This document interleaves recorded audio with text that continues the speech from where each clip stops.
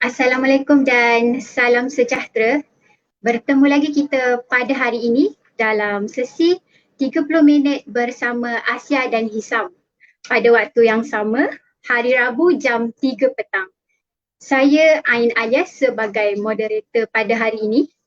Baik, tuan-tuan dan puan-puan, dalam sesuatu urusan jual dan beli, dokumen perjanjian jual dan beli atau lebih dikenali sebagai SPA iaitu Sale and Purchase Agreement merupakan satu dokumen yang penting kerana ia adalah tunjang utama untuk memulakan proses ini.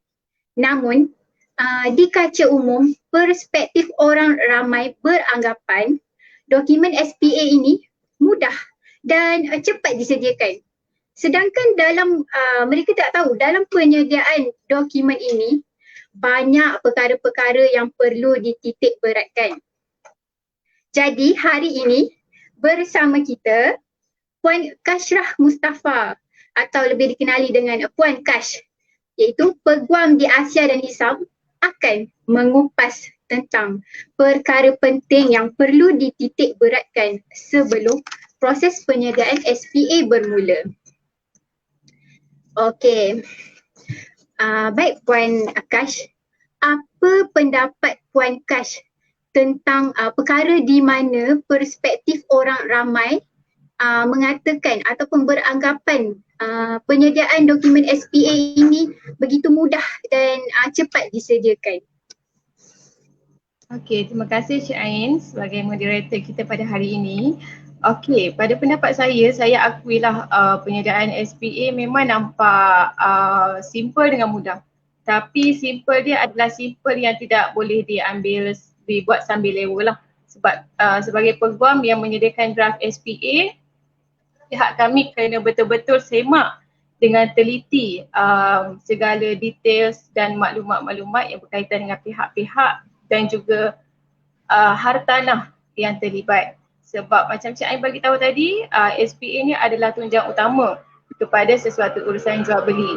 Jadi bila dia dah jadi satu tunjang utama, SPA ni akan dirujuk oleh semua pihak yang terlibat dalam satu urusan tersebut.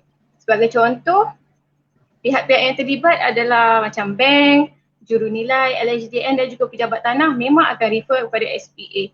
So nak tak nak, peguam memang kena betul-betul semak dengan teliti segala maklumat yang diperlukan dan draft SPA dengan betul. Okey, ini pentinglah bagi mengelakkan sebarang kesilapan di dalam drafting SPA dan akan menyusahkan pihak-pihak di masa depan. So kita tak nak benda tu, jadi drafting SPA ni bukan semudah yang disangka dan perlu diteliti dengan sebaik yang mungkin sebelum proses drafting bermula. Okey, baik. Baik, jelas. Okey, Puan Kash, untuk penyediaan SPA ni mesti ada dokumen-dokumen yang diperlukan. Jadi boleh Puan Kash terangkan apa dokumen yang utama atau basic yang perlu disediakan dalam penyediaan dokumen tersebut? Okey, untuk dari segi dokumen, dokumen-dokumen yang diperlukan biasanya untuk saksi yang biasa, ada 6 jenis dokumen yang saya senaraikan lah yang saya kira sebagai asas untuk penyediaan draft SMP. Okey, yang pertama adalah ATP, yang kedua adalah IC, yang ketiga adalah cukai taksiran ataupun kita panggil cukai pintu, yang keempat adalah geran, yang kelima adalah carian dan yang terakhir adalah perjanjian jual beli yang terdahulu. Okey, kenapa dokumen-dokumen 6 dokumen ni relevan dan penting untuk drafting SPA? Okey, pertama untuk ATP. ATP biasanya urusan jual beli hartanah yang melibatkan ejen memang akan adalah ATP ni. Okey, ATP ni akan diberikan oleh pihak ejen kepada pihak peguam, yang mana dalam ATP ni memang dah dinyatakan terus siapa pihak yang terlibat, berapa harga jualan, macam mana pembahagian deposit dan cara bayaran deposit tersebut, sama ada melalui cash ataupun melalui EPF, dan seterusnya pihak-pihak terlibat dan berapa tempoh masa yang dinyatakan dalam ATP untuk urusan jual beli tersebut selesai. Okey, itu function ATP. Dan yang kedua IC. IC penting sebab untuk kita semak dan teliti maklumat penjual dan juga pembeli dari segi nama dengan nombor kad pengenalan mereka, dan juga untuk kita buat semakan status kebankrapan. Okey, yang ni penting jugalah sebab kita kena semak status pihak-pihak yang terlibat haruslah tidak bankrupt lah sebelum sesuatu urusan jual beli bermula. Okey, and then yang ketiga adalah cukai pintu atau kita panggil juga cukai taksiran. Okey, samalah ni, cukai pintu dan cukai taksiran tu sama. Kenapa kita perlukan cukai pintu? Sebabnya kita nak rujuk kepada alamat hartanah yang dinyatakan dalam cukai taksiran tersebut. Okey, pentinglah alamat hartanah ni memang akan penting, kita akan masukkan dalam drafting. Okey, and then yang keempat adalah kopi geran. Okey, salinan geran ni penting juga untuk kita semak detail hartanah tersebut. Sama ada geran tersebut adalah freehold, pegangan selama-lamanya ataupun pajakan, leasehold. So status-status geran ni memang akan reflect pada tempoh penyelesaian fail lah. Sebagai contoh, saya bagi tahu sekiranya ada sekatan kepentingan, memang dia punya tempoh penyelesaian fail akan bermula selepas kita dapat kebenaran pindah milik daripada pejabat tanah. Tapi sekiranya tiada sebarang sekatan, maka dia punya tempoh penyelesaian fail akan bermula daripada tarikh SPE. Okey, so itu dia punya efek dia dalam drafting. Okey, yang kelima adalah carian. Kenapa perlu carian? Carian ni adalah perlu untuk kita sahkan maklumat di dalam geran. Okey, sebagai contoh siapa pemilik yang sebenar, dia punya nombor hak milik, dia punya gadaian sekiranya ada, sekiranya owner masih lagi berhutang, okey, gadaian akan reflect dalam carian lah. Kita boleh tengok kat situ. So dia punya ni, detail-detail semua ni yang dalam carian ni kita akan masukkan dalam drafting lah. Okey, and then yang keenam adalah perjanjian terdahulu yang dimiliki oleh penjual. Okey, kenapa kita perlu yang perjanjian terdahulu ni? Sebab kita nak semak dia punya jenis hartanah tersebut. Sama ada flat ke, kos rendah ke, ataupun apartment ke, ataupun rumah landed yang macam mana. Single story ke, double story ke, semua tu penting untuk kita masukkan dalam SPA yang sekarang untuk drafting. So saya kira kalau semua dilengkap, so proses drafting tu akan berjalan dengan lancar. Tapi kalau tak lengkap, memang akan ada penangguhan masa sedikit lah. Okey, baik, jelas nampak di situ dokumen-dokumen yang diterangkan oleh Puan Kash tadi amat penting dalam penyediaan dokumen SPA ni. Kalau tak ada antara salah satunya boleh menyebabkan dokumen ini tertangguh. Tapi Puan Kash, sekiranya lah jika antara dokumen yang disebutkan tadi tiada, bagaimana cara pihak peguam untuk mendapatkannya bagi meneruskan proses penyediaan SPA ini agar tidak tertangguh? Contohnya dokumen carian rasmi. Kalau tak ada carian rasmi, macam mana? Boleh Puan Kash terangkan? Okey, soalan yang bijak daripada Cik Ain sebab ramai juga yang tanya pasal benda ni. Biasanya untuk carian memang pihak-pihak tak sediakan, sama ada pihak penjual ataupun pembeli ataupun ejen, memang kebiasaannya tidak disediakan oleh mereka lah. Okey, untuk carian biasanya pihak peguam yang akan sediakan sendiri. Maksudnya pihak kami akan kondak carian tersebut dekat pejabat tanah. Okey, tapi sekiranya yelah untuk carian ni saya nak bagi tahulah dekat semua penonton, biasanya dia akan ambil masa dalam 2-3 hari macam tu. So basically untuk carian kita tak dapat on the spot. Ada certain yang kita boleh dapat on the spot tapi majority tak boleh dapat on the spot.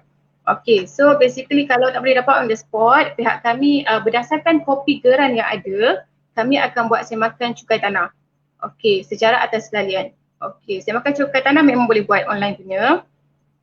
So sekiranya kami buat semakan cukai tanah and cukai tanah tersebut kita boleh jumpa wujud dalam sistem. Maksudnya nombor hak milik dia masih lagi nombor yang sama. So basically kita boleh proceed drafting macam biasalah. Okey, tapi sekiranya carian cukai tanah, semakan cukai tanah tu tak wujud ataupun tidak dijumpai, so kita boleh beranggapan bahawa nombor hak milik kepada hartanah tersebut telah bertukar. So basically untuk situasi macam ni memang kita kena dapatkan carian juga untuk kita tengok dia punya nombor hak milik yang terkini. Sebab pentinglah bila hak milik dah bertukar macam ni, memang kita kena sahkan melalui carian rasmi. Okey, kalau yang macam perjanjian terdahulu yang dimiliki oleh penjual, penjual tak dapat sediakan buat masa drafting tu, kami boleh sahkan dengan penjual tu sendiri melalui WhatsApp sama ada jenis hartanah tu macam mana dan penjual tu sendiri masih lagi berhutang ke macam mana. Kami boleh dapat pengesahan dengan penjual dan boleh proses macam biasa. Tapi kalau sekiranya berkaitan dengan nombor hak milik geran yang dah bertukar, nak tak nak kita kena dapatkan carian jugalah. So proses drafting tu akan tergantung buat sementara selagi carian itu masih belum diperolehi. Okey, baik. Maknanya ada sesetengah dokumen yang pihak peguam boleh dapatkan untuk pihak penjual atau pembeli lah. Tapi ada sesetengah dokumen pihak peguam tak boleh dapatkan di mana pihak penjual dengan pembeli kena sediakan. Okey, baik.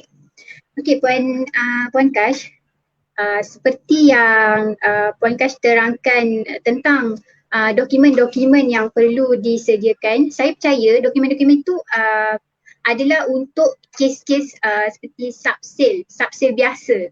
Okey. Jadi bagaimana pula untuk kes master, iaitu kita panggil geran induk ataupun geran yang belum dipecahkan lot. Bagaimana pula, apa dokumen tambahan yang diperlukan untuk penyediaan SPA bagi kes ini?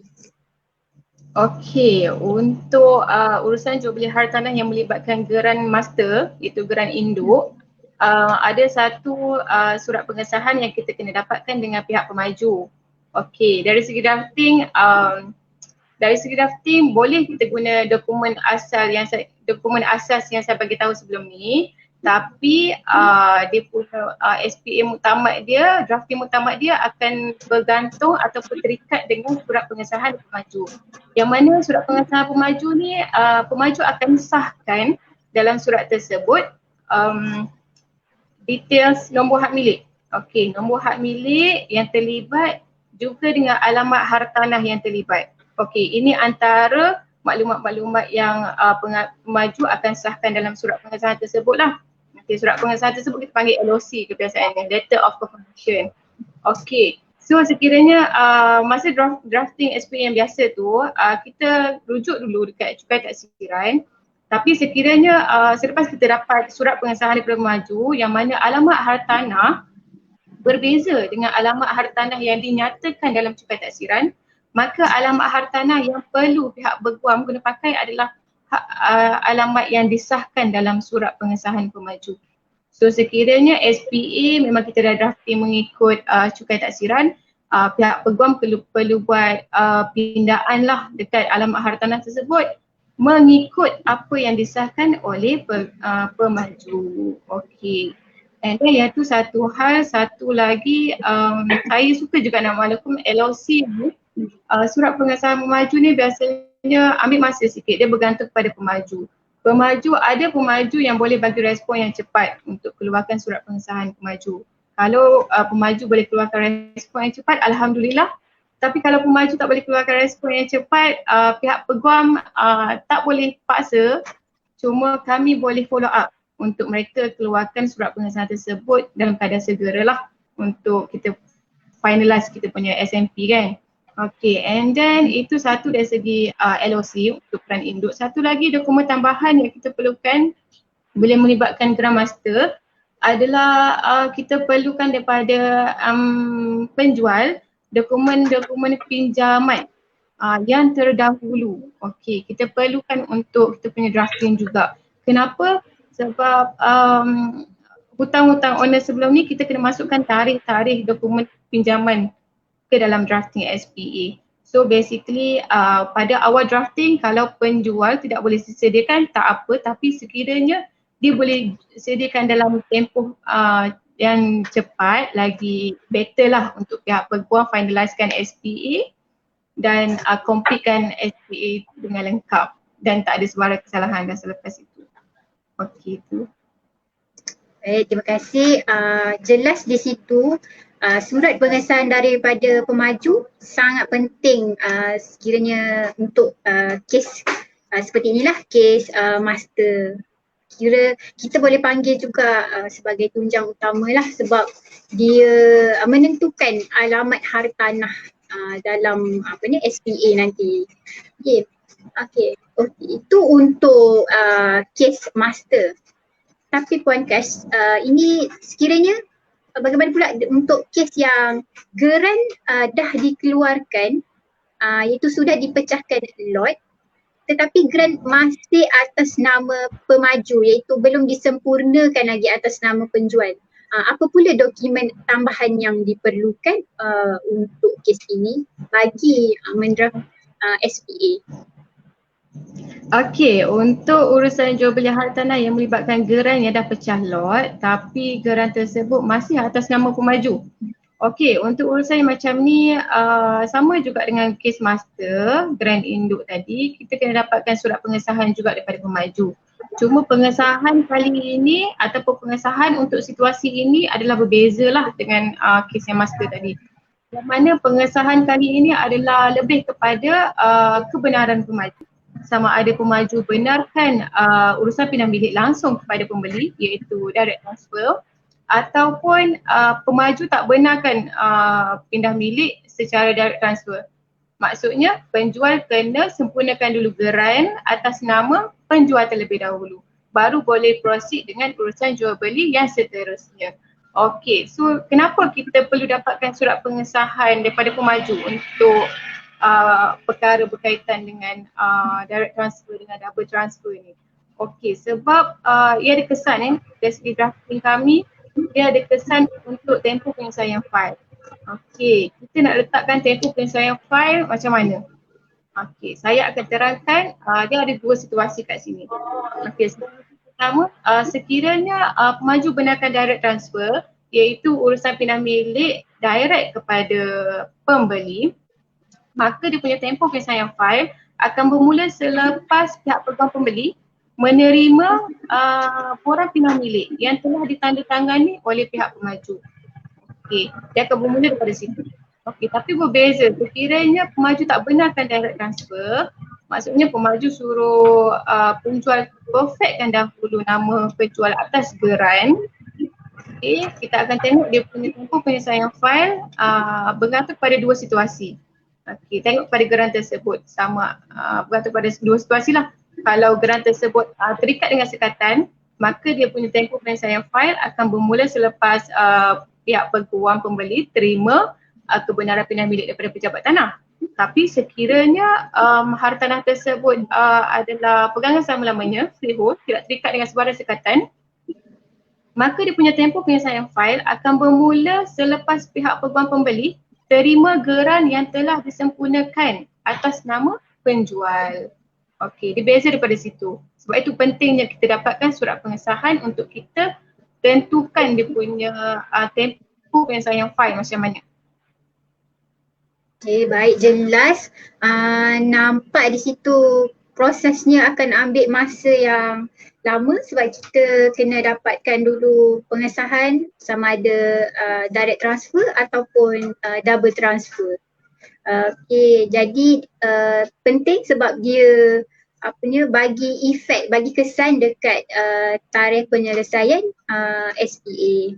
Okay, seperti yang kita sedia maklum, sekarang kita berada dalam musim PKP. Jadi kalau musim PKP banyak hal yang menyebabkan proses tertangguh. Dekat situ tutup, dekat sini tutup. Jadi mesti proses-proses akan tertangguh dan lama. Jadi untuk penyediaan SPA ni, ada tak halangan atau sekatan untuk buat penyediaan SPA ni? Kalau ada, apa, Ashraf?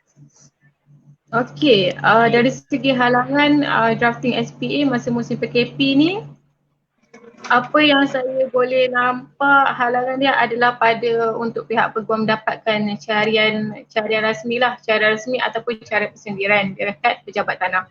Sebab sekarang norma baru pejabat tanah adalah sebarang urusan haruslah melalui temujanji.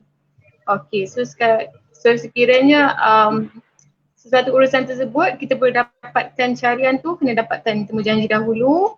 Okey, sekiranya temujanji tersebut cepat, alhamdulillah lah kita punya drafting tu tak adalah tersangkut sangat.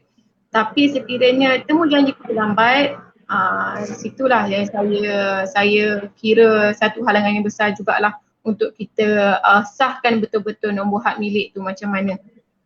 Sebagai contoh saya bagi tahu tadi, kita dah buat semakan cukai tanah and then dia punya nombor hak milik yang baru memang tak reflect dalam sistem. So nak tak nak kita kena dapatkan carian juga.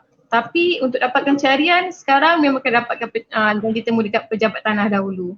So bila dah jadi macam ni, pihak kami memang tak ada pilihan selain mendapatkan tarikh temujanji tersebut dan tunggu tarikh tersebut untuk dapatkan carian.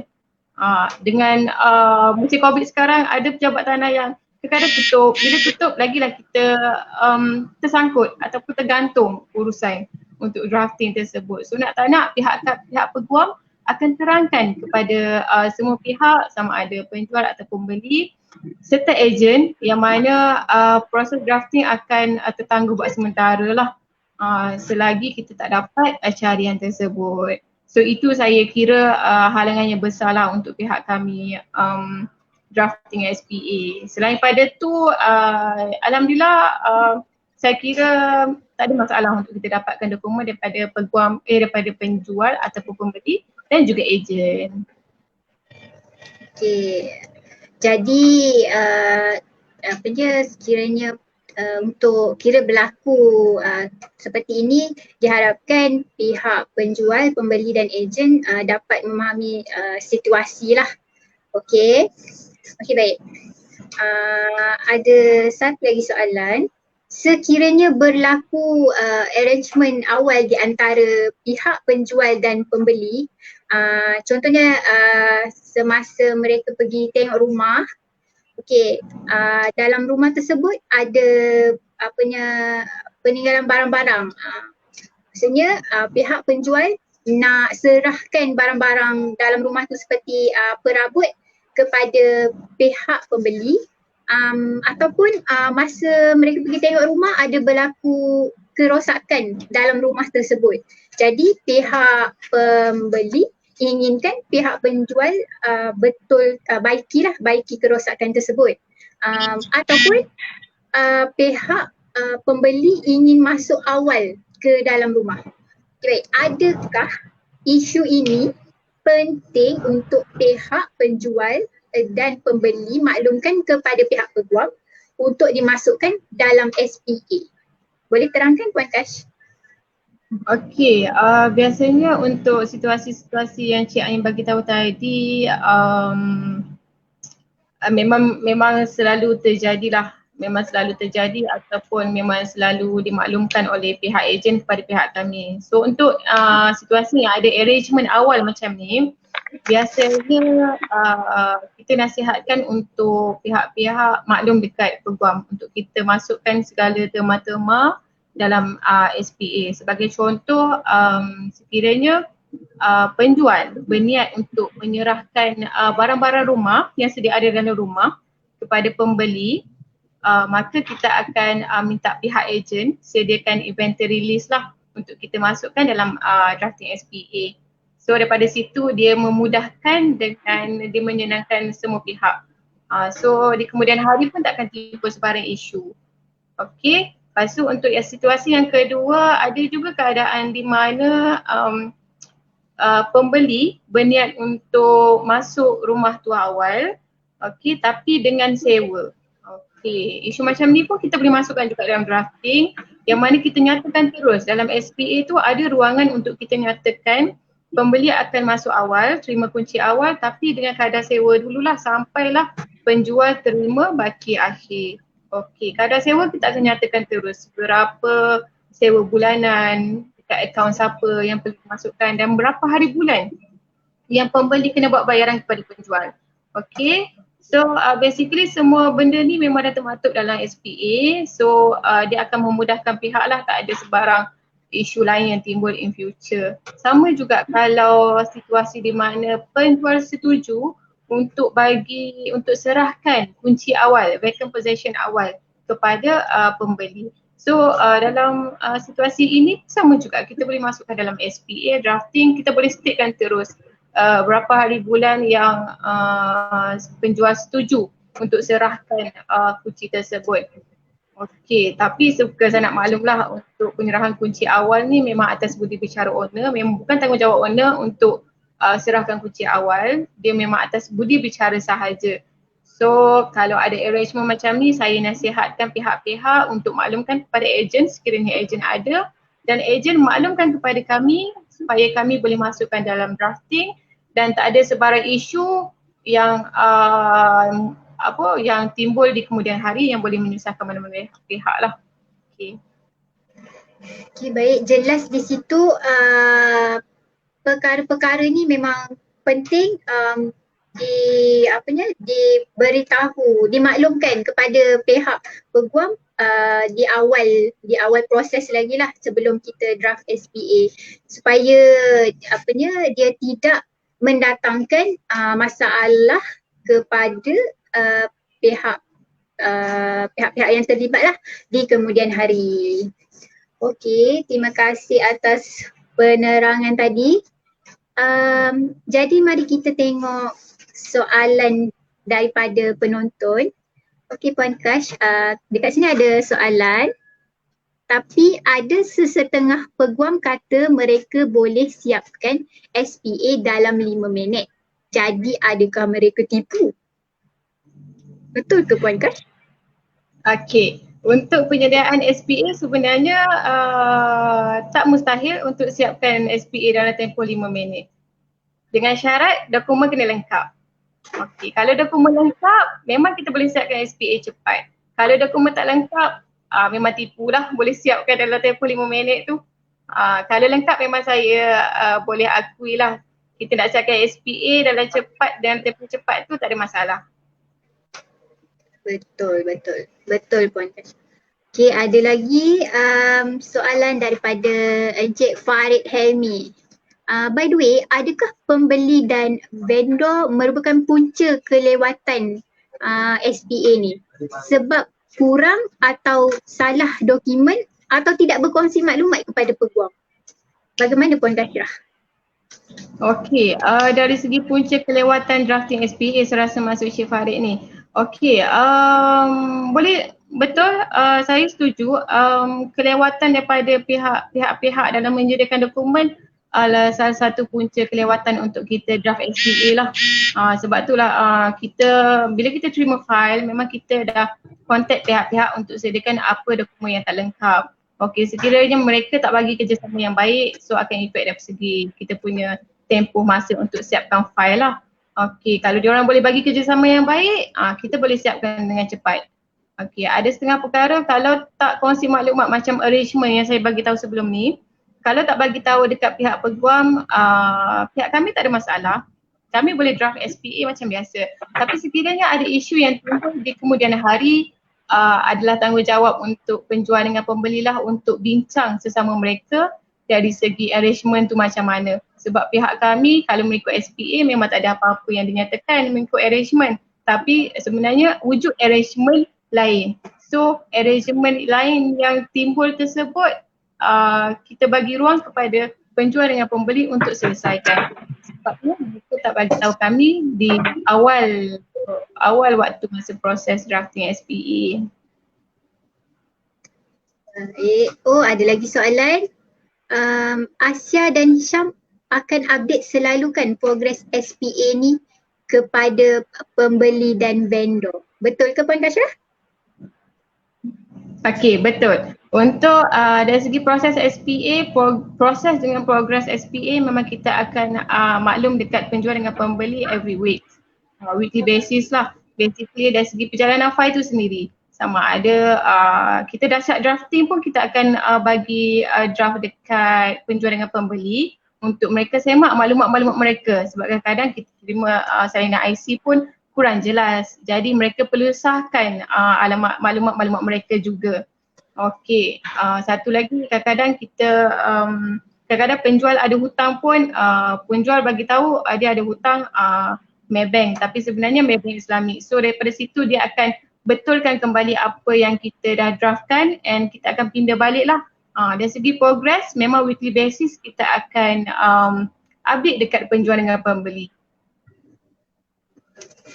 Okay, saya rasa sampai di sini sajalah. Okay, baik. Terima kasih kepada Puan Kash atas penerangan yang diberikan. Sangat jelas. Harap segala yang diterangkan dapat kita ingat dan terapkan. Jadi untuk penyediaan dokumen perjanjian jual dan beli atau SPA ini memang tidak boleh dipandang mudah. Di mana banyak perkara perlu dititik beratkan dan pihak pembeli, penjual serta ejen perlu bekerjasama dengan pihak peguam dalam menyampaikan maklumat yang ingin dimasukkan dalam dokumen SPA agar di kemudian hari tidak berlaku masalah di mana ia akan menyusahkan kepada banyak pihak. Sampai di sini saja sesi kita untuk 30 minit bersama Asia dan Hisham pada hari ini. Berjumpa lagi kita pada minggu hadapan, waktu yang sama, hari Rabu jam 3 petang. Jangan lupa subscribe, share, like and comment Facebook, Instagram, Twitter dan YouTube kami. Bye-bye. Assalamualaikum.